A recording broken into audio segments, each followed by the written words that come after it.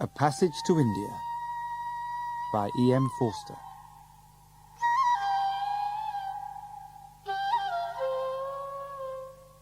Except for the Malabar caves, and they are 20 miles off, the city of Chandrapur presents nothing extraordinary. Edged rather than washed by the river Ganges, it trails for a couple of miles along the bank, scarcely distinguishable from the rubbish it deposits so freely. The streets are mean, the temples ineffective, and though a few fine houses exist, they are hidden away in gardens or down alleys whose filth deters all but the invited guest. Inland the prospect alters. There is an oval maidan and a long, sallow hospital. The houses belonging to Eurasians stand on the high ground by the railway station. Beyond the railway, which runs parallel to the river, the land sinks, then rises again rather steeply. On this second rise is laid out the little civil station.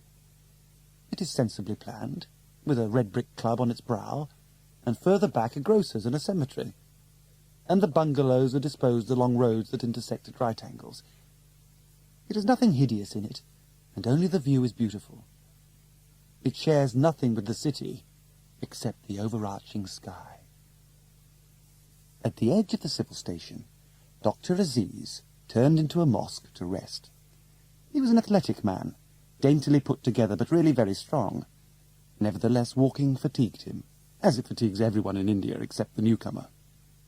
There is something hostile in that soil.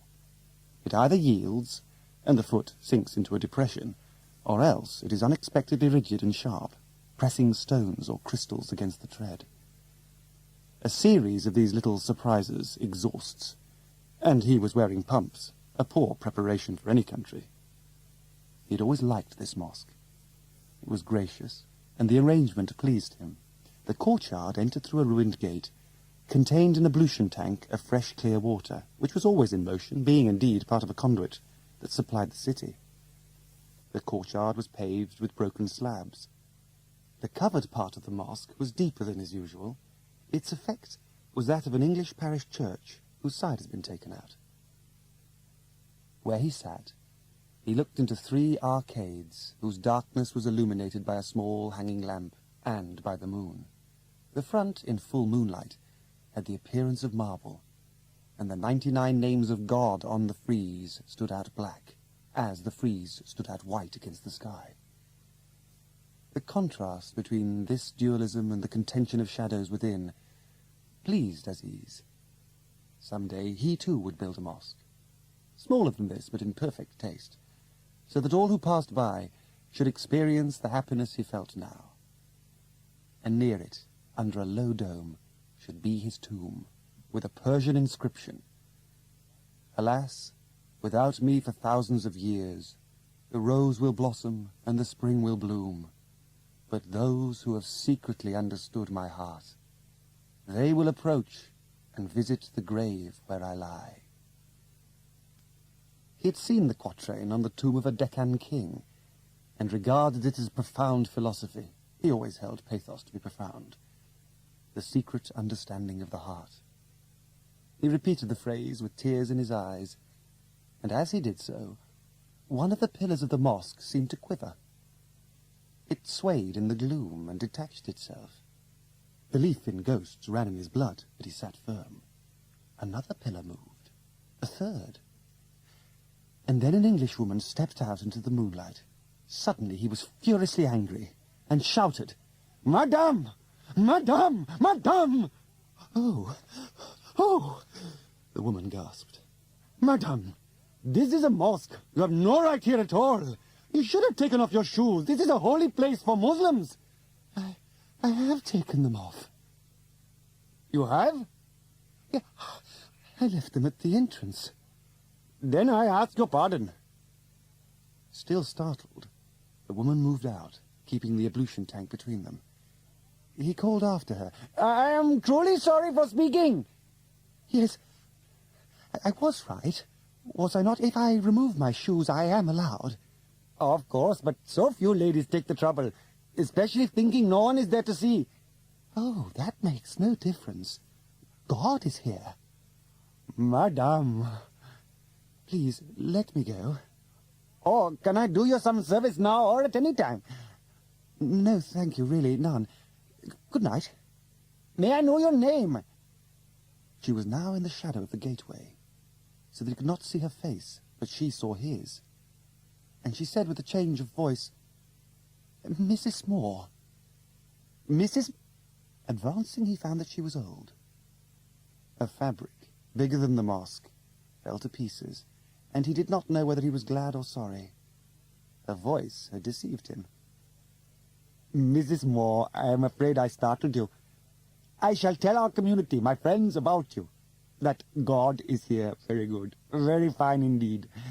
I think you are newly arrived in India. Yes. How did you know? Ah, by the way you address me. No, but can I call your carriage? I have only come from the club. They are doing a play that I have seen in London, and it was so hot. Oh, what was the name of the play? Cousin Kate. I think you ought not to walk at night alone, Mrs. Moore. There are bad characters about, and leopards may come across from the Malabar Hills. Snakes also. She exclaimed. She had forgotten the snakes. But you walk alone yourself. Oh, I am used to it. Used to snakes? They both laughed. I'm a doctor. Dr. Aziz, he said, bowing. Snakes don't dare bite me. They sat down side by side in the entrance and slipped on their evening shoes. Please, may I ask you a question now? Why do you come to Chandrapur? Oh, to visit my son. He is the city magistrate here. Oh, no, excuse me, that is quite impossible. Our city magistrate's name is Mr. Heslop. I know him intimately. He's my son, all the same, she said, smiling. But, Mrs. Moore, how can he be? I was married twice. Yes, now I see. And your first husband died? He did. And so did my second husband. Then we are in the same box, he said cryptically. Then, is the city magistrate the entire of your family now? No. There are the younger ones, Ralph and Stella, in England. And the gentleman here, is he Ralph and Stella's half-brother? Quite right. Mrs. Moore, this is all extremely strange, because like yourself, I have also 2 sons and a daughter. Is not this the same box with a vengeance? They were both silent for a little, thinking of their respective families. She sighed and rose to go.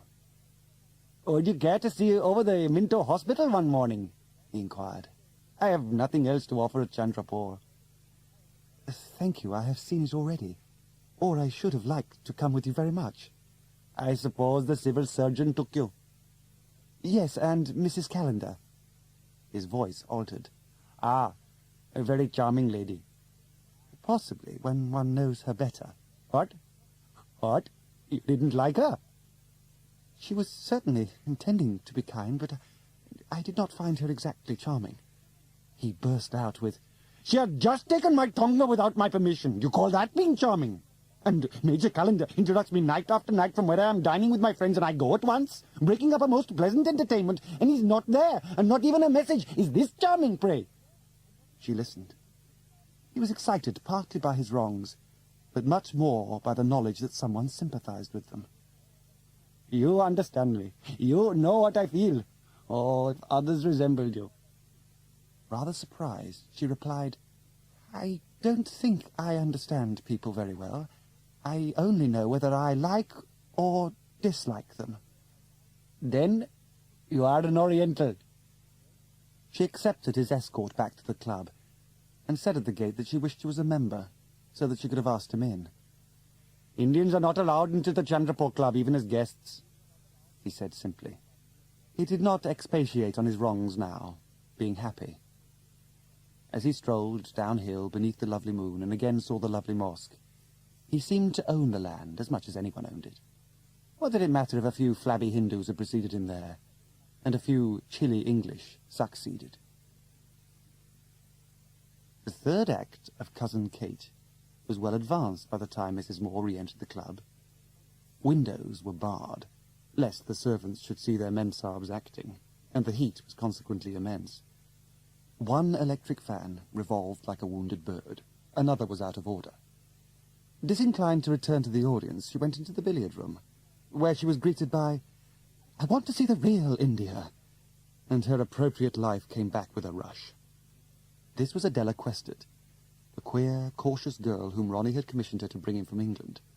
And Ronnie was her son, also cautious, whom Miss Quested was to marry. And she herself was an elderly lady. I want to see it too, and I only wish we could. Apparently the Turtons will arrange something for next Tuesday. It'll end in an elephant ride, it always does. Look at this evening. Cousin Kate. Imagine, Cousin Kate. Mrs. Moore agreed. She too was disappointed at the dullness of their new life.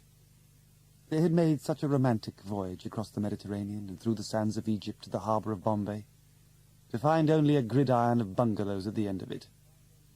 But she did not take the disappointment as seriously as Miss Quested, for the reason that she was 40 years older, and had learned that life never gives us what we want at the moment that we consider appropriate. Adventures do occur, but not punctually. She said again that she hoped that something interesting would be arranged for next Tuesday. "Have a drink," said a pleasant voice. "Mrs. Moore, Mrs. Quested, have a drink. Have 2 drinks. It was the collector, Mr. Turton, with whom they had dined. They refused. They were weary of drinks. And Miss Quested, who always said exactly what was in her mind, announced anew that she was desirous of seeing the real India. Ronnie was in high spirits. The request struck him as comic, and he called out to another passer-by, "Fielding, how's one to see the real India?" "Try seeing Indians," the man answered and vanished. Who was that? Our schoolmaster, Government College. "Oh, as if one could avoid seeing them," sighed Mrs. Leslie. "I've avoided," said Miss Quested, "excepting my own servant. I've scarcely spoken to an Indian since landing. Oh, lucky you! But I want to see them." She became the centre of an amused group of ladies. One said, "Wanting to see Indians? How new that sounds!" Another, "Natives, why fancy!" A third, more serious, said, "Let me explain. Natives don't respect one any the more after meeting one, you see." The collector intervened. "You really want to meet the Aryan brother, Miss Quested? It can be easily fixed up. I didn't realize it amused you." He thought a moment. "You can practically see any type you like. Take your choice. I know the government people and the landowners. Heslop here can get hold of the barrister crew, while if you want to specialise on education, we can come down on Fielding." "I'm tired of seeing picturesque figures pass before me as a frieze," the girl explained. "It was wonderful when we landed, but that superficial glamour soon goes." Her impressions were of no interest to the collector. He was only concerned to give her a good time. "Would you like a bridge party?" He explained to her what that was, not the game, but a party to bridge the gulf between East and West. The expression was his own invention, and amused all who heard it. "I only want to meet those Indians whom you come across socially, as your friends." "Well, we don't come across them socially," he said, laughing. "And they're full of all the virtues, but we don't, and it's now 11:30 and it's too late to go into the reasons. Still, a bridge party we shall have." The collector kept his word. Next day, he issued invitation cards to numerous Indian gentlemen in the neighbourhood, stating that he would be at home in the garden of the club between the hours of 5 and 7 on the following Tuesday. Also that Mrs. Turton would be glad to receive any ladies of their families who were out of Purdah. The bridge party was not, however, a success. At least it was not what Mrs. Moore and Miss Quested were accustomed to consider a successful party. They arrived early, since it was given in their honour, but most of the Indian guests had arrived even earlier, and stood massed at the further side of the tennis lawns doing nothing. "It's only just 5, said Mrs. Turton. "My husband will be up from his office in a moment and start the thing. I've no idea what we have to do. It's the first time we've ever given a party like this at the club. Mr. Heslop, when I'm dead and gone, will you give parties like this? It's enough to make the old type of Borough Saab turn in his grave." Ronnie laughed deferentially. "You wanted something not picturesque, and we provided it," he remarked to Miss Quested. "What do you think of the Aryan brother in utopian spats?" Neither she nor his mother answered. They were gazing rather sadly over the tennis lawn. No, it was not picturesque. The East, abandoning its secular magnificence, was descending into a valley whose further side no man can see. The great point to remember is that no one who's here matters. Those who matter don't come. Isn't that so, Mrs. Turton? Absolutely true, said the great lady, leaning back. She was saving herself up, as she called it, not for anything that would happen that afternoon or even that week, but for some vague future occasion when a high official might come along and tax her social strength. Most of her public appearances were marked by this air of reserve. Assured of her approbation, Ronnie continued. The educated Indians will be no good to us if there's a row. It's simply not worthwhile conciliating them. That's why they don't matter. Most of the people you see are seditious at heart, and the rest would run squealing. The cultivator, he's another story. The Pathan, he's a man, if you like. But these people, don't imagine they're India. He pointed to the dusky line beyond the court, and here and there it flashed a pince-nez or shuffled a shoe, as if aware that he was despising it. European costume had lighted like a leprosy. Some kites hovered overhead, impartial. Over the kites passed the mass of a vulture, and, with an impartiality exceeding all, the sky, not deeply coloured but translucent, poured light from its whole circumference. It seemed unlikely that the series stopped here. Beyond the sky, must not there be something that overarches all the skies? More impartial even than they? Beyond which again... They spoke of Cousin Kate. Meanwhile, the collector had been going his rounds. He believed that a bridge party did good rather than harm, or he would not have given one, but he was under no illusions. And at the proper moment, he retired to the English side of the lawn. After Mr. Turton, the official who did his duty best was Mr. Fielding, the principal of the little government college. He knew little of the district, and less against the inhabitants, so he was in a less cynical state of mind. Athletic and cheerful, he romped about, making numerous mistakes which the parents of his pupils tried to cover up, for he was popular among them. When the moment for refreshments came, he did not move back to the English side, but burned his mouth with gram. He talked to anyone, and he ate anything. Later, he came across the younger of the two new ladies alone.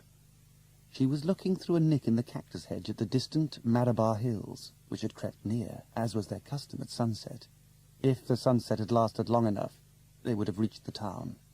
But it was swift, being tropical. On an impulse, he asked her and the other lady to tea. "I'd like to come very much indeed, and so would Mrs. Moore, I know. I'm rather a hermit, you know. Much the best thing to be in this place. Owing to my work and so on, I don't get up much to the club. I know, and we never get down from it. I envy you being with Indians. Do you care to meet one or two?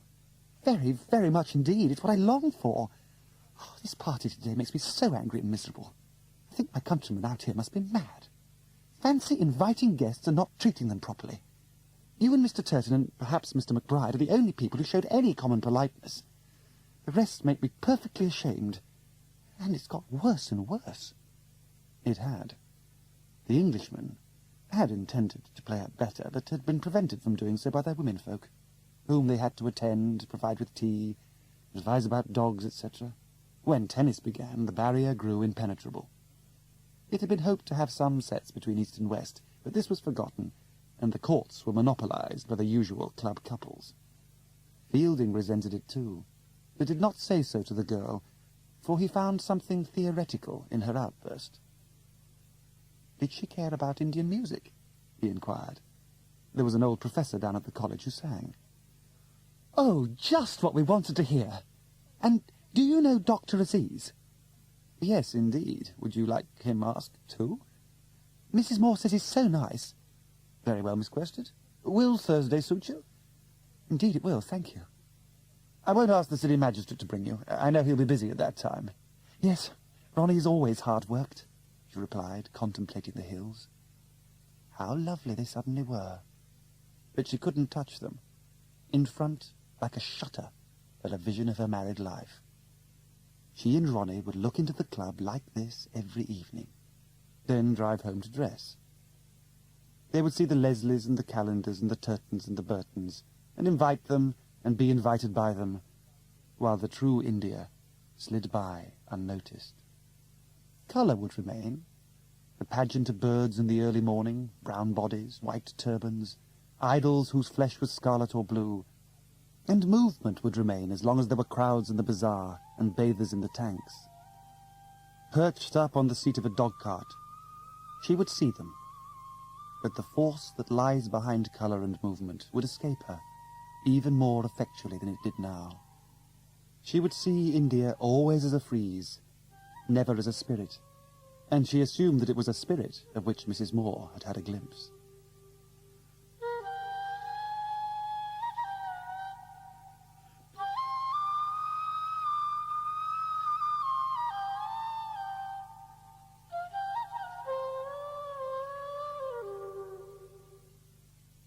On the evening of the tea party, Aziz found the English ladies easy to talk to. He treated them like men. Beauty would have troubled him, for it entails rules of its own, but Mrs. Moore was so old, and Miss Quested so plain, that he was spared this anxiety. Adela's angular body and the freckles on her face were terrible defects in his eyes, and he wondered how God could have been so unkind to any female form. His attitude towards her remained entirely straightforward in consequence, and indeed his natural loquacity was strengthened. He was much excited, chattering away hard, and even saying "damn" when he got mixed up in his sentences. He told them of his profession, and of the operations he had witnessed and performed, and he went into details that scared Mrs. Moore, though Miss Quested mistook them for proofs of his broad-mindedness. She had heard such talk at home in advanced academic circles, deliberately free. She supposed him to be emancipated as well as reliable, and placed him on a pinnacle which he could not retain. He was high enough for the moment, to be sure, but not on any pinnacle. Wings bore him up, and flagging would deposit him. He wanted to give them something, to offer them something he alone could. "Oh, we must have an expedition," he cried. "I invite you all to see me in the Malabar caves." "I shall be delighted," said Miss Quested.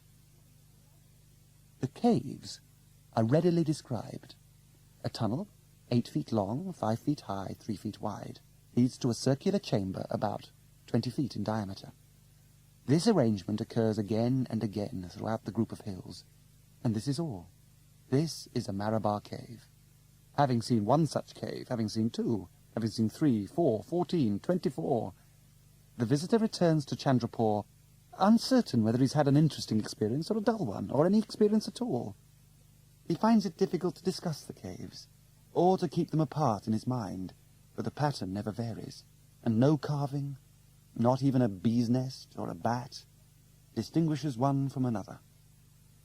Nothing attaches to them, and their reputation, for they have one, does not depend upon human speech. It is as if the surrounding plain or the passing birds have taken upon themselves to exclaim, "Extraordinary," and the word has taken root in the air and been inhaled by mankind. They are dark caves. There is little to see, and no eye to see it, until the visitor arrives for his 5 minutes and strikes a match. Immediately, another flame rises in the depths of the rock and moves towards the surface like an imprisoned spirit. The walls of the circular chamber have been most marvellously polished. The two flames approach and strive to unite, but cannot, because one of them breathes air, the other stone. A mirror, inlaid with lovely colours, divides the lovers. Delicate stars of pink and grey interpose exquisite nebulae. Shadings fainter than the tail of a comet or the midday moon. All the evanescent life of the granite, only here visible. Fists and fingers thrust above the advancing soil. Here at last is their skin, finer than any covering acquired by the animals, smoother than windless water, more voluptuous than love. The radiance increases. The flames touch one another, kiss, expire. The cave is dark again, like all the caves. These hills look romantic in certain lights and at suitable distances, and seen of an evening from the upper veranda of the club, they caused Miss Quested to say conversationally a few days later that she should like to have gone, that Dr. Aziz at Mr. Fielding's had said he would arrange something, and that Indians seem rather forgetful. She was overheard by the servant who offered them vermouths. This servant understood English. He was not exactly a spy, but he kept his ears open, and Aziz's friend Mahmoud Ali did not exactly bribe him, but did encourage him to come and squat with his own servants, and would happen to stroll their way when he was there. As the story travelled, it accreted emotion, and Aziz learned with horror that the ladies were deeply offended with him and had expected an invitation daily. He thought his facile remark had been forgotten. Endowed with two memories, a temporary and a permanent, he had hitherto relegated the caves to the former. Now he transferred them once for all, and pushed the matter through. They were to be a stupendous replica of the Tea Party. He began by securing Fielding and a colleague from his college, Professor Godboll, and then commissioned Fielding to approach Mrs. Moore and Miss Quested when they were alone. By this device, Ronnie, their official protector, could be circumvented. Fielding didn't like the job much. He was busy. Caves bored him. He foresaw friction and expense, but he would not refuse the first favour his friend had asked from him, and did as required. The ladies accepted. It was a little inconvenient in the present press of their engagements. Still, they hoped to manage it after consulting Mr. Heslop. Consulted, Ronnie raised no objection, provided Fielding undertook full responsibility for their comfort. Aziz's friends thought him most unwise to mix himself up with English ladies, and warned him to take every precaution against unpunctuality. Consequently, he spent the previous night at the station. The servants were huddled on the platform, enjoined not to stray. He himself walked up and down with his cousin, old Mohammed Latif, who was to act as major domo. He felt insecure, and also unreal. A car drove up, and he hoped Fielding would get out of it, to lend him solidity. But it contained Mrs. Moore, Miss Quested, and their Goanese servant. He rushed to meet them, suddenly happy. "But you've come after all! Oh, how very, very kind of you!" he cried. "This is the happiest moment in all my life." The ladies were civil. It was not the happiest moment in their lives. Still, they looked forward to enjoying themselves as soon as the bother of the early start was over. The train had come in, and a crowd of dependents were swarming over the seats of the carriage like monkeys. Aziz had borrowed servants from his friends, as well as bringing his own 3, and quarrels over precedence were resulting. The ladies' servant stood apart, with a sneering expression on his face. They had hired him while they were still globe-trotters at Bombay. In a hotel, or among smart people, he was excellent, but as soon as they consorted with anyone whom he thought second-rate, he left them to their disgrace. The night was still dark, but had acquired the temporary look that indicates its end. So convinced was a junior official that another sun would rise, that he rang a bell with enthusiasm. This upset the servants. They shrieked that the train was starting and ran to both ends of it to intercede. Much had still to enter the Purdah carriage: a box bound with brass, a melon wearing a fez, a towel containing guavas, a stepladder and a gun. The guests played up all right. They had no race consciousness.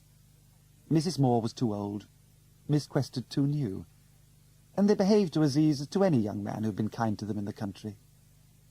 This moved him deeply. He had expected them to arrive with Mr. Fielding, instead of which they trusted themselves to be with him a few moments alone. "Send back your servant," he suggested. "He is unnecessary. Then we shall all be Muslims together." "And he's such a horrible servant." "Anthony, you can go, we don't want you," said the girl impatiently. "Master told me to come." "Mistress tells you to go." "Master says keep near the ladies all the morning." "Well, your ladies won't have you." She turned to the host. "Do get rid of him, Dr. Aziz." "Mohammed Latif!" he called. He was getting nervous again, but it was 10 minutes to the time. Still, Fielding was an Englishman, and they never do miss trains, and Godboll was a Hindu and did not count. And soothed by this logic, he grew calmer as the hour of departure approached.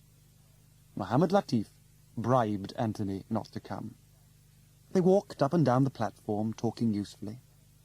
They agreed that they had overdone the servants and must leave 2 or 3 behind at Marabar station. A shriek from the carriage. The train had started. "Merciful God!" cried Mohammed Latif. He flung himself at the train, and leapt onto the footboard of a carriage. Aziz did likewise. It was an easy feat, for a branch-line train is slow to assume special airs. "We're monkeys, don't worry," he called, hanging onto a bar and laughing. Then he howled, "Mr. Fielding! Mr. Fielding!" There were Fielding and old Godbow, held up at the level crossing. Appalling catastrophe. The gates had been closed earlier than usual. They leapt from their tonga, they gesticulated, but what was the good? So near and yet so far. As the train joggled past over the points, there was time for agonized words. "Bad, bad, you have destroyed me." "Godbow's Pooja did it!" cried the Englishman. The Brahmin lowered his eyes, ashamed of religion, for it was so. He had miscalculated the length of a prayer. "Jump on, I must have you!" screamed Aziz, beside himself. "Right, give a hand." "He's not to. He'll kill himself," Mrs. Moore protested. He jumped. He failed, missed his friend's hand, and fell back onto the line. The train rumbled past. He scrambled onto his feet and bawled after them, "I'm all right! You're all right, don't worry!" And then they passed beyond range of his voice. "Mrs. Moore, Miss Quested, our expedition is in ruin." He swung himself along the footboard almost in tears. "Get in! Get in! You'll kill yourself as well as Mr. Fielding. I see no ruin." "How is that? Oh, explain to me," he said piteously, like a child. "We shall be all Muslims together now, as you promised." She was perfect as always, his dear Mrs. Moore. All the love for her he had felt at the mosque welled up again, the fresher for forgetfulness. There was nothing he would not do for her. He would die to make her happy. "Get in, Dr. Aziz, you make us giddy," the other lady called. "If they're so foolish as to miss the train, that's their loss, not ours." "I am to blame. I am the host."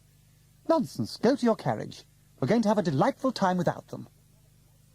Not perfect, like Mrs. Moore, but very sincere and kind. Wonderful ladies, both of them, and for one precious morning, his guests. He felt important and competent. "Indians are incapable of responsibility," said the officials. He would show those pessimists that they were wrong. Smiling proudly, he glanced outward at the country, which was still invisible except as a dark movement in the darkness, then upwards at the sky, where the stars of the sprawling Scorpion had begun to pale. Then he dived through a window into a second-class carriage. "Muhammad Latif, by the way, what is in these caves, brother? Why are we all going to see them?" Such a question was beyond the poor relative's scope. He could only reply that God and the local villagers knew, and that the latter would gladly act as guides. Mrs. Moore fell asleep during the train journey, exhausted by the early start. She was in rather low health, and ought not to have attempted the expedition, but had pulled herself together in case the pleasure of the others should suffer. Her dreams were of the same texture, but there it was her other children who were wanting something, Stella and Ralph, and she was explaining to them that she could not be in two families at once. When she awoke, Adela leant out of a window, saying, "They're rather wonderful." Astonishing, even from the rise of the civil station, here the Marabar were gods to whom earth is a ghost. Kawadol was nearest. It shot up in a single slab, on whose summit one rock was poised, if a mass so great could be called one rock. Behind it, recumbent, were the hills that contained the other caves, isolated each from his neighbour by broad channels of the plain. The assemblage, 10 in all, shifted a little as the train crept past them, as if observing its arrival. "I'd not have missed this for anything," said the girl, exaggerating her enthusiasm. "Look, the sun's rising. This'll be absolutely magnificent. Come quickly, look. Oh, I wouldn't have missed this for anything.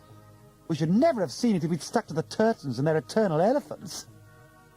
As she spoke, the sky to the left turned angry orange.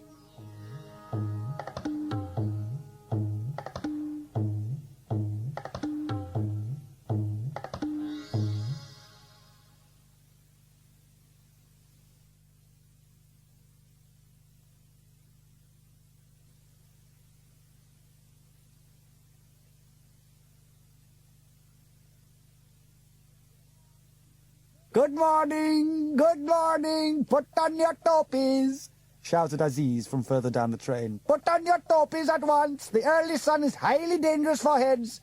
I speak as a doctor. Good morning, put on your own.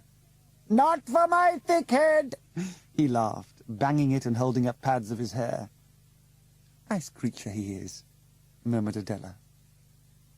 Having wandered off into the plain for a mile, the train slowed up against an elephant. There was a platform too, but it shriveled into insignificance. An elephant waving her painted forehead at the morn. "Oh, what a surprise," called the ladies politely. Aziz said nothing, but he nearly burst with pride and relief. The elephant was the one grand feature of the picnic, and God alone knew what he had gone through to obtain her. They disembarked. "It takes an hour to get there, an hour to get back, and 2 hours for the caves, which we will call 3, said Aziz, smiling charmingly. There was suddenly something regal about him. "The train back is at 11:30, and you will be sitting down to your tiffin at Chandrapur with Mr. Heslop at exactly your usual hour, namely 1:15. I know everything about you. 4 hours, quite a small expedition, and an hour extra for misfortunes, which occur somewhat frequently among my people. My idea is to plan everything without consulting you. But you, Mrs. Moore, or you, Miss Quested, you are at any moment to make alterations if you wish, even if it means giving up the caves. Do you agree? Then mount this wild animal." As the elephant moved towards the hills, the pale sun had by this time saluted them to the base and penciled shadows down their creases. A new quality occurred, a spiritual silence which invaded more senses than the ear. Everything seemed cut off at its root, and therefore infected with illusion. Films of heat radiated from the Kawadal precipices, increased the confusion. They came at irregular intervals and moved capriciously. A patch of field would jump up as if it was being fried and then lie quiet. As they drew closer, the radiation stopped. The elephant walked straight at the Kawadal as if she would knock for admission with her forehead, then swerved and followed a path round its base. The stones plunged straight into the earth, like cliffs into the sea. And while Miss Quested was remarking on this and saying that it was striking, the plain quietly disappeared, peeled off, so to speak, and nothing was to be seen on either side but the granite, very dead and quiet. Occupied by his own munificence, Aziz noticed nothing. His guests noticed a little. In spite of his gay, confident talk, he had no notion how to treat this particular aspect of India. He was lost in it, like themselves. The corridor narrowed, then widened into a sort of tray. Here, more or less, was their goal. A ruined tank held a little water which would do for the animals, and close above the mud was punched a black hole, the first of the caves. 3 hills encircled the tray. 2 of them pumped out heat busily, but the third was in shadow, and here they stopped. The first cave was tolerably convenient. They skirted the puddle of water, and then climbed up over some unattractive stones, the sun crashing on their backs. Bending their heads, they disappeared one by one into the interior of the hills. The small black hole gaped where their varied forms and colours had momentarily functioned. They were sucked in like water down a drain. Bland and bald rose the precipices, bland and glutinous the sky that connected the precipices. Solid and white, a Brahmani kite flapped between the rocks with a clumsiness that seemed intentional. Before man, with his itch for the seemly, had been born, the planet must have looked thus. The kite flapped away, before birds, perhaps. And then the whole belched, and humanity returned.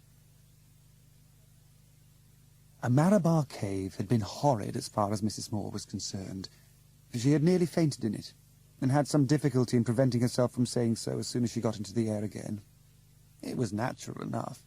She had always suffered from faintness, and the cave had become too full, because all their retinue followed them. Crammed with villagers and servants, the circular chamber began to smell. She lost Aziz and Adela in the dark, didn't know who touched her, couldn't breathe, and some vile naked thing struck her face and settled on her mouth like a pad. She tried to regain the entrance tunnel, but an influx of villagers swept her back. She hit her head. For an instant she went mad, hitting and gasping like a fanatic. For not only did the crush and stench alarm her, but there was also a terrifying echo. There are some exquisite echoes in India. There is the whisper round the dome at Bijapur. There are the long, solid sentences that voyage through the air at Mandu and return unbroken to their creator. The echo in the Marabar cave is not like these. It is entirely devoid of distinction. Whatever is said, the same monotonous noise replies, and quivers up and down the walls until it is absorbed into the roof. Is the sound as far as the human alphabet can express it, or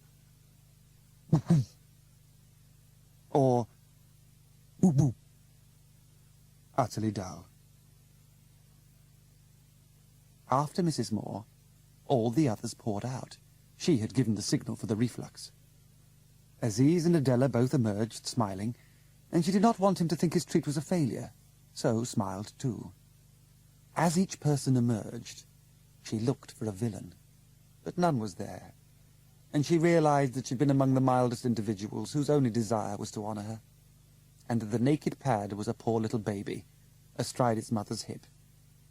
Nothing evil had been in the cave, but she had not enjoyed herself, no, she had not enjoyed herself, and she decided not to visit a second one.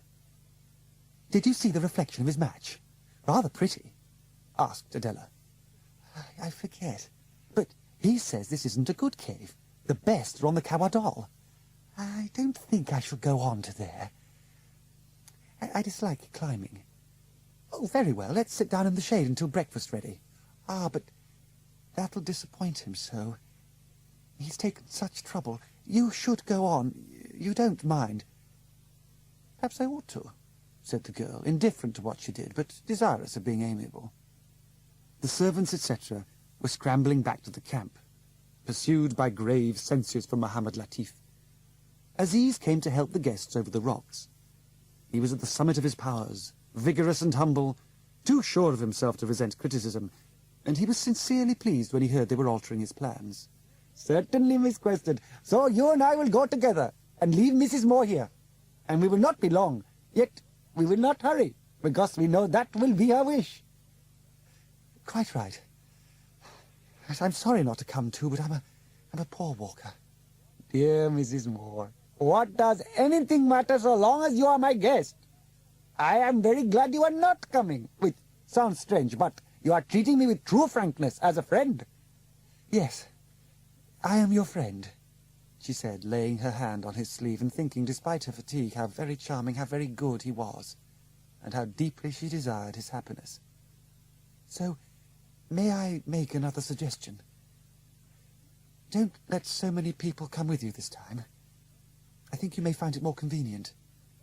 "Exactly, exactly," he cried, and rushing to the other extreme, forbade all except one guide to accompany Miss Quested and him to the Kawadal.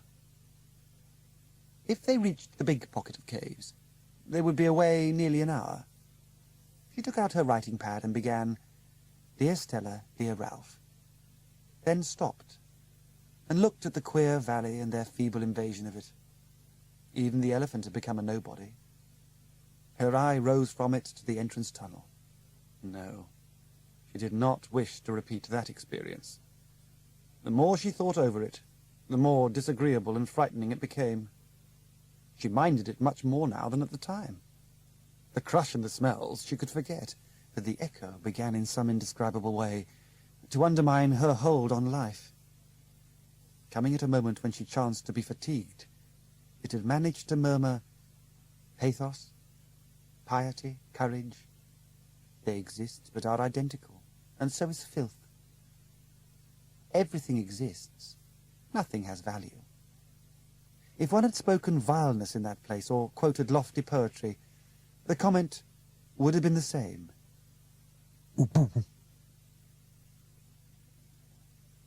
She tried to go on with her letter, reminding herself that she was only an elderly woman who had got up too early in the morning and journeyed too far, that the despair creeping over her was merely her despair, her personal weakness, that even if she got a sunstroke and went mad, the rest of the world would go on. But suddenly, at the edge of her mind, religion appeared. Poor little talkative Christianity. And she knew that all its divine words, from "Let there be light" to "It is finished," only amounted to boom. Then she was terrified over an area larger than usual. The universe, never comprehensible to her intellect, offered no repose to her soul. The mood of the last 2 months took definite form at last, and she realized that she didn't want to write to her children, didn't want to communicate with anyone, not even with God. She sat motionless with horror, and when old Muhammad Latif came up to her, thought he would notice a difference. For a time she thought, "I'm going to be ill," to comfort herself. Then she surrendered to the vision. She lost all interest, even in Aziz, and the affectionate and sincere words that she had spoken to him seemed no longer hers, but the heir's. Miss Quested and Aziz and a guide continued the slightly tedious expedition. They did not talk much, for the sun was getting high.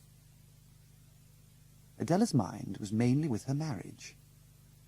Simla next week, get rid of Anthony, a view of Tibet, tiresome wedding bells, Agra in October, see Mrs. Moore comfortably off from Bombay.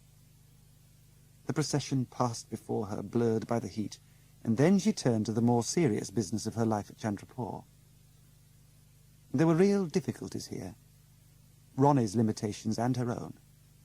But she enjoyed facing difficulties, and decided that if she could control her peevishness, always her weak point, and neither rail against Anglo-India nor succumb to it, their married life ought to be happy and profitable.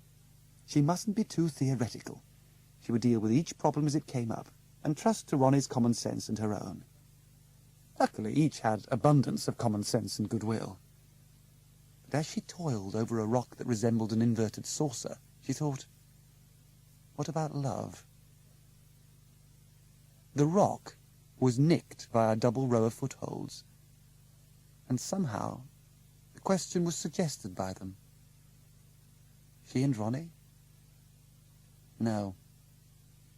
They did not love each other. "Do I take you too fast?" inquired Aziz, for she had paused, a doubtful expression on her face. The discovery had come so suddenly that she felt like a mountaineer whose rope was broken. Not to love the man one's going to marry. Not to find it out till this moment. Not even to have asked oneself the question until now. Something else to think out. Vexed rather than appalled, she stood still, her eyes on the sparkling rock. There was esteem and animal contact at dusk, but the emotion that links them was absent. Ought she to break her engagement off? She was inclined to think not. It would cause so much trouble to others. Besides, she wasn't convinced that love is necessary to a successful union. If love is everything, few marriages would survive the honeymoon. "Oh, I'm all right, thanks," she said, and her emotions well under control resumed the climb, though she felt a bit dashed. Aziz held her hand, the guide adhered to the surface like a lizard, and scampered about as if governed by a personal centre of gravity. "Are you married, Dr. Aziz?" she asked, stopping again and frowning. "Yes, indeed. Do come and see my wife." For it felt more artistic to have his wife alive for a moment. "Thank you," she said absently. She is not in Chandrapur just now."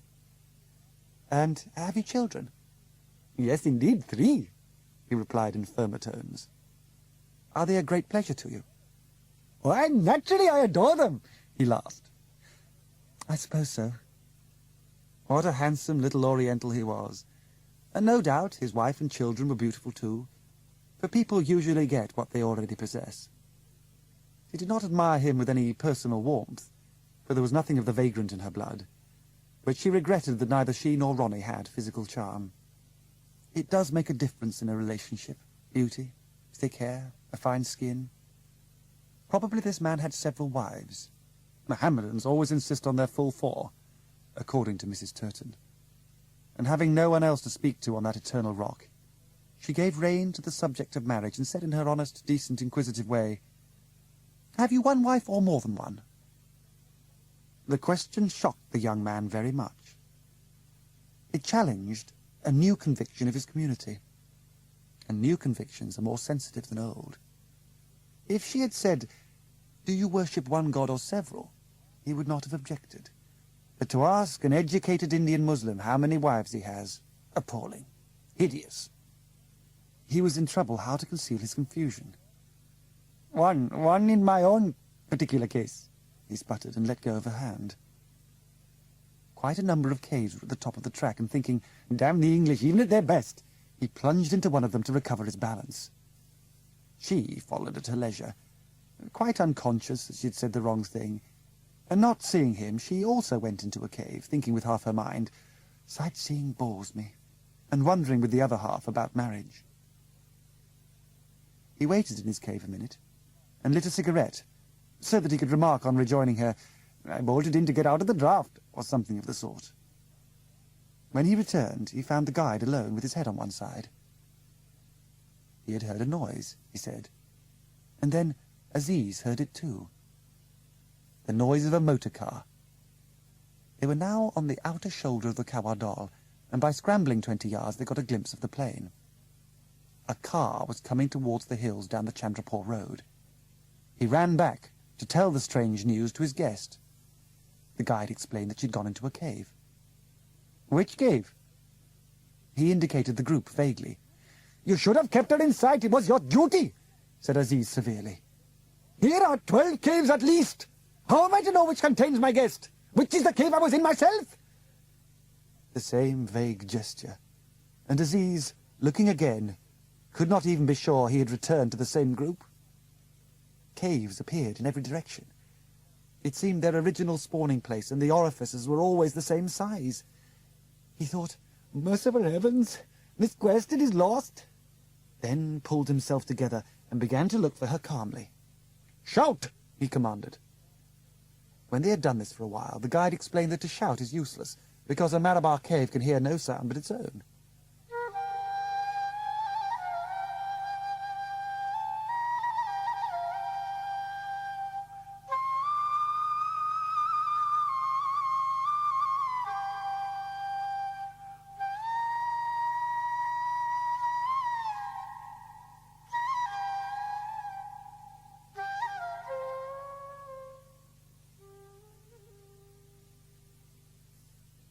Aziz wiped his head, and sweat began to stream inside his clothes.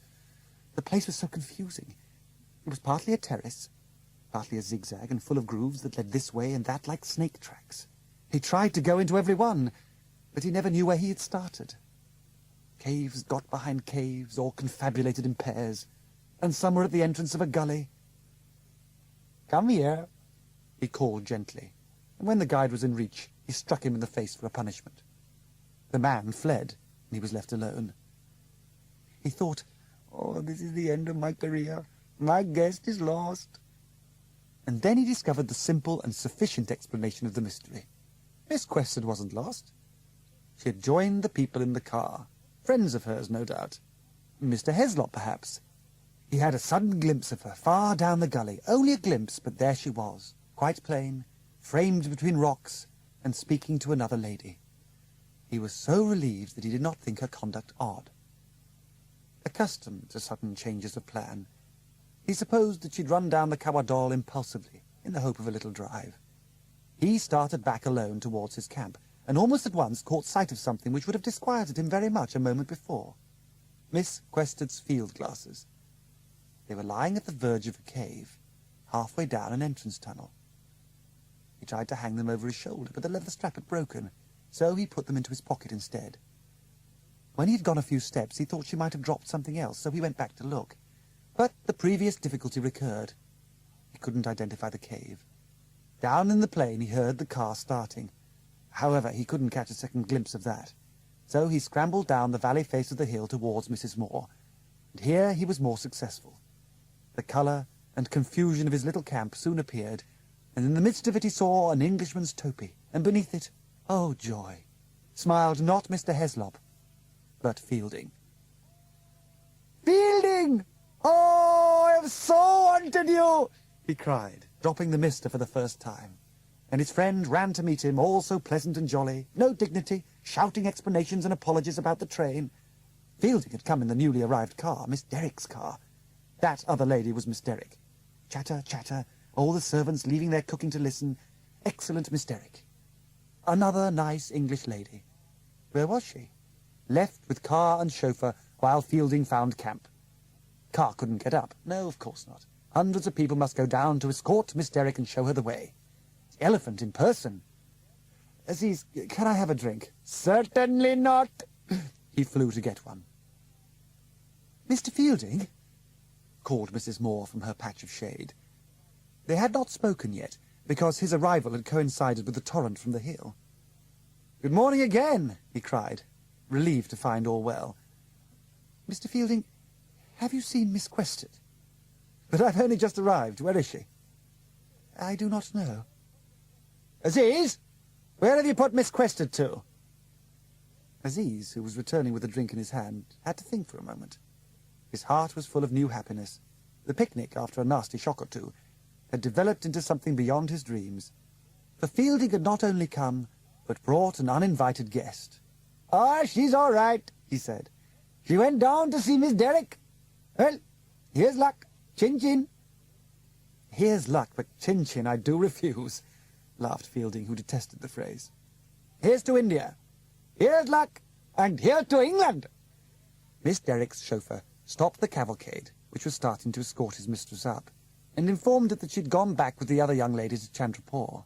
She had sent him to say so. She was driving herself. "Ah, yes, that's quite likely," said Aziz. "I knew they'd gone for a spin." "Chandrapore? The man's made a mistake," Fielding exclaimed. "Oh, no, why?" He was disappointed, but made light of it. No doubt the two young ladies were great friends. He would prefer to give breakfast to all four.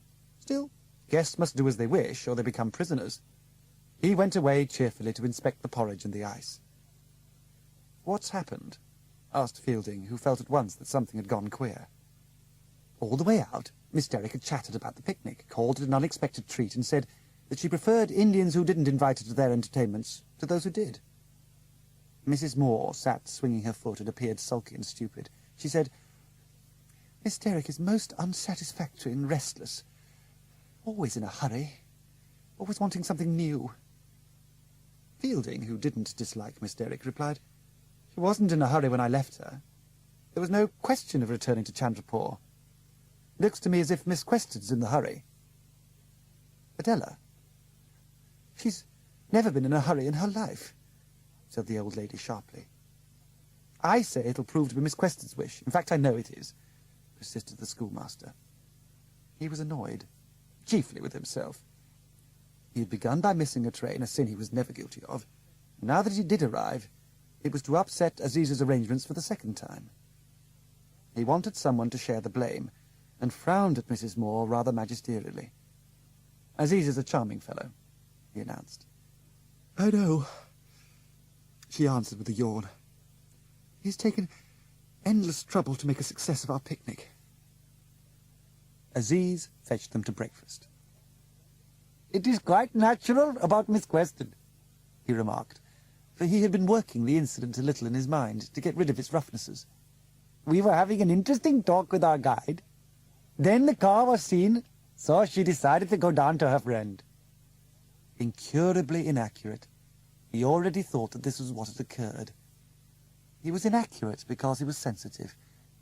He did not like to remember Miss Quested's remark about polygamy, because it was unworthy of a guest. So he put it from his mind, and with it the knowledge that he had bolted into a cave to get away from her. He was inaccurate because he desired to honour her, and facts being entangled, he had to arrange them in her vicinity, as one tidies the ground after extracting a weed. Before breakfast was over, he had told a good many lies. "She ran to her friend, I to mine," he went on, smiling. "And now I am with my friends, and they are with me and each other, which is happiness." Loving them both, he expected them to love each other.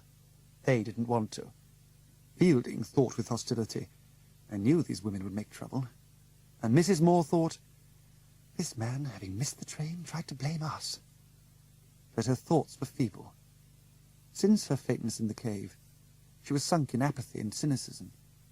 The wonderful India of her opening weeks, with its cool nights and acceptable hints of infinity, had vanished. Fielding ran up to see one cave. He wasn't impressed. Then they got on the elephant, and the picnic began to unwind out of the corridor and escaped under the precipice towards the railway station, pursued by hot stabs of hot air. So the cavalcade ended, partly pleasant, partly not. The train arrived, pushing its burning throat over the plain, and the 20th century took over from the 16th. Mrs. Moore entered her carriage. The three men went to theirs, adjusted the shutters, turned on the electric fan, and tried to get some sleep. In the twilight, all resembled corpses, and the train itself seemed dead, though it moved, a coffin from the scientific north, which troubled the scenery 4 times a day. As it left the Marabars, their nasty little cosmos disappeared, and gave place to the Marabars seen from a distance, finite and rather romantic. The train halted once under a pump to drench the stock of coal in its tender. Then it caught sight of the main line in the distance, took courage, and bumped forward, rounded the Sybil station, surmounted the level crossing, the rails were scorching now, and clanked to a standstill. Chandrapur. Chandrapur. The expedition was over. And as it ended, as they sat up in the gloom and prepared to enter ordinary life, suddenly the long-drawn strangeness of the morning snapped. Mr. Hack, the Inspector of Police, flung open the door of their carriage and said in shrill tones, "Dr. Aziz, it is my highly painful duty to arrest you."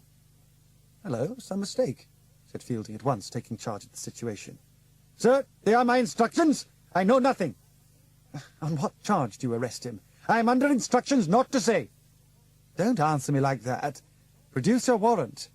"Sir, excuse me, no warrant is required under these particular circumstances. Refer to Mr. McBride." "Very well, so we will. Come along, Aziz, old man. Nothing to fuss about. Some blunder." "Dr. Aziz, will you kindly come? A closed conveyance stands in readiness." The young man sobbed, his first sound, and tried to escape out of the opposite door onto the line. "That will compel me to use force," Mr. Hack wailed. "Oh, for God's sake!"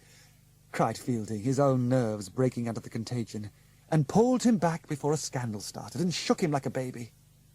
A second later, and he would have been out, whistles blowing, a manhunt. "Dear fellow, we're coming to McBride together and inquire what's gone wrong. He's a decent fellow. It's all unintentional. He'll apologize. Never, never act the criminal." "My children and my name," he gasped, his wings broken. "Nothing of the sort. Put your hat straight and take my arm. I'll see you through." They emerged to the midday heat, arm in arm. The station was seething. Passengers and porters rushed out of every recess, many government servants, more police. Ronnie escorted Mrs. Moore. Mohammed Latif began wailing, and before they could make their way through the chaos, Fielding was called off by the authoritative tones of Mr. Turton, and Aziz went on to prison alone. The collector had watched the arrest from the interior of the waiting room, and throwing open its perforated doors of zinc, he was now revealed like a god in a shrine. When Fielding entered, the doors clapped to and were guarded by a servant, while a punkah, to mark the importance of the moment, flapped dirty petticoats over their heads. The collector could not speak at first. His face was white, fanatical, rather beautiful, the expression that all English faces were to wear at Chandrapur for many days. Always brave and unselfish, he was now fused by some white and generous heat. He would have killed himself, obviously, if he had thought it right to do so. He spoke at last. "The worst thing in my whole career has happened," he said. "Miss Quested has been insulted in one of the Malabar caves." "Oh, no. Oh, no, no," gasped the other, feeling sickish. She escaped by God's grace. Oh, no. No, but not Aziz. Not Aziz. Absolutely impossible. Grotesque. I called you to preserve you from the odium that would attach to you if you were seen accompanying him to the police station, said Turton, paying no attention to his protest. Indeed, scarcely hearing it. He repeated, "Oh, no," like a fool. He couldn't frame other words. He felt that a mass of madness had arisen and tried to overwhelm them all. It had to be shoved back into its pit somehow, and he didn't know how to do it, because he did not understand madness. He'd always gone ahead sensibly and quietly until a difficulty came right. "Who lodges this infamous charge?" he asked, pulling himself together. "Miss Derrick, and, the victim herself." He nearly broke down, unable to repeat the girl's name. "Miss Quested herself definitely accuses him of—" He nodded and turned his face away. "Then she's mad." "I cannot pass that last remark," said the collector, waking up to the knowledge that they differed, and trembling with fury. "You will withdraw it instantly. It is the type of remark you have permitted yourself to make ever since you came to Chandlerpaw." "I'm excessively sorry, sir. I certainly withdraw it unconditionally." For the man was half mad himself. "Pray, Mr. Fielding, what induced you to speak to me in such a tone?" "The news gave me a very great shock, so I must ask you to forgive me. I cannot believe that Dr. Aziz is guilty." He slammed his hand on the table. That is a repetition of your insult in an aggravated form." "If I may venture to say so, no," said Fielding, also going white, but sticking to his point. "I make no reflection on the good faith of the two ladies, but the charge they are bringing against Aziz rests upon some mistake, and 5 minutes will clear it up. The man's manner is perfectly natural. Besides, I know him to be incapable of infamy." "It does indeed rest upon a mistake," came the thin, biting voice of the other. "It does indeed. I have had 25 years' experience of this country." He paused, and 25 years seemed to fill the waiting room with their staleness and ungenerosity. "And during those 25 years, I have never known anything but disaster result when English people and Indians attempt to be intimate socially. Intercourse, yes. Courtesy, by all means. Intimacy, never. Never. The whole weight of my authority is against it. I have been in charge at Chandlerpaw for 6 years, and if everything has gone smoothly, if there has been mutual respect and esteem, it is because both peoples kept this simple rule. Newcomers set our traditions aside, and in an instant what you see happens. The work of years is undone, and the good name of my district ruined for a generation. It is the end of me that a young lady, engaged to my most valued subordinate, that she, an English girl, fresh from England, that I should have lived—" Involved in his own emotions, he broke down. What he had said was both dignified and pathetic, but had it anything to do with Aziz? Nothing at all, if Fielding was right. It is impossible to regard a tragedy from 2 points of view, and whereas Turton had decided to avenge the girl, he hoped to save the man. He wanted to get away and talk to McBride, who had always been friendly to him, was on the whole sensible, and could anyhow be trusted to keep cool. "I came down particularly on your account, while poor Heslop got his mother away. I regarded it as the most friendly thing I could do." "And I am most grateful to you for all the trouble you have taken over me. May I venture to ask where Miss Quested is?" He replied with a gesture. She was ill. "Worse and worse. Appalling," he said feelingly. But the collector looked at him sternly, because he was keeping his head. He had not gone mad at the phrase, "an English girl fresh from England." He had not rallied to the banner of race. He was still after facts, though the herd had decided on emotion. Nothing enrages Anglo-India more than the Lantern of Reason, if it is exhibited for 1 moment after its extinction is decreed. All over Chandrapur that day, the Europeans were putting aside their normal personalities and sinking themselves in their community. Pity, wrath, heroism filled them.